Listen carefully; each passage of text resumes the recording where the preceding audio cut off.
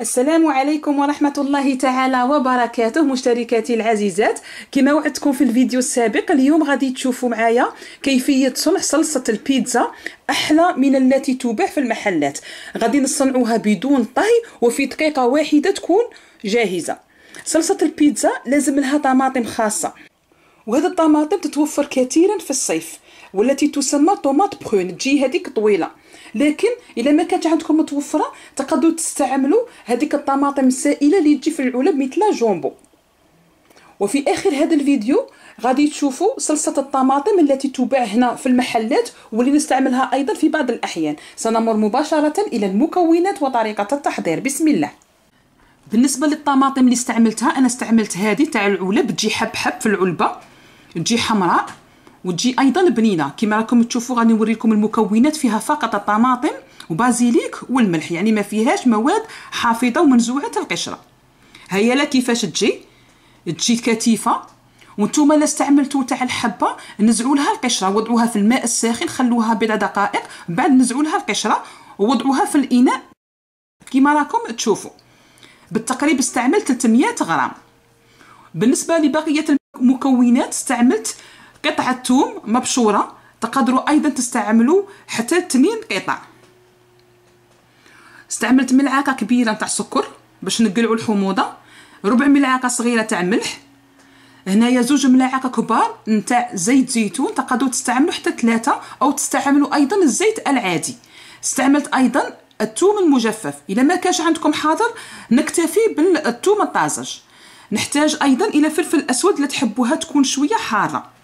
واستعملت ايضا الزعتر لوريغون، هذا ضروري في صلصه البيتزا، هو اللي يعطي هذيك الرائحه المميزه نتاع الصلصه تاع البيتزا. الا ما كانش عندكم لوريغون تقدروا تستعملوا لي زيرب دو بروفونس. وايضا الا كنتوا حابين الصلصه تكون حاره والطماطم اللي كانت عندكم ما كانتش حمراء، تقدروا في مكان الفلفل الاسود تستعملوا الفلفل الاحمر الحار بابريكا. بالنسبه لطريقه التحضير هي جد سهله وبسيطه. غادي نضيف بقيه المكونات اللي ذكرتهم في الاناء وين راه متواجد الطماطم. غادي نوضعوا جميع المكونات ومن بعد غادي بالميكسور نميكسوهم حتى نتحصلوا على الهيئه الملساء والطماطم تاعنا تولي جاهزه. هنايا ملاحظه نقدمها لكم، الا شفتوا الطماطم تاعكم كانت سائله كثيرا يعني ما كانتش كثيفه، هنا لكم الاختيار، اما تصفوها في صفايه او تزيدوا لها النشا او المايزينا، ملعقه كبيره او ملعقتين، وتخلطوا جميع المكونات حتى تتحصلوا على الهيئه الكثيفه. هنايا بعد ما وضعت جميع المكونات ناخذ الميكسور وغادي نميكسو جميع الطماطم، يعني في دقيقه واحده هذه الصلصه تكون عندكم جاهزه وتقدروا تستعملوها في جميع الوصفات نتاع لي بيتزا. انا نعتمد كثيرا على هذه الوصفه، ومما تكونش عندي حاضره الطماطم هذه نشري صلصه البيتزا المتواجده في السوق، دوك تشوفوها في اخر الفيديو. شوفوا هنايا الهيئه نتاعها كيفاش تجي كثيفه، ولا ما نطيبهاش. على بالي باللي كثير من الاخوات غادي يسقسوني علاه ما طيبيهاش، من تطيبوها غادي تولي قارصه اكثر، لكن كي تستعملوها على الهيئه الطازجه تعطيكم بنه مليحه في البيتزا وما تجيكمش حامضه. هيا لا الهيئه نتاعها كيفاش تجي دايره.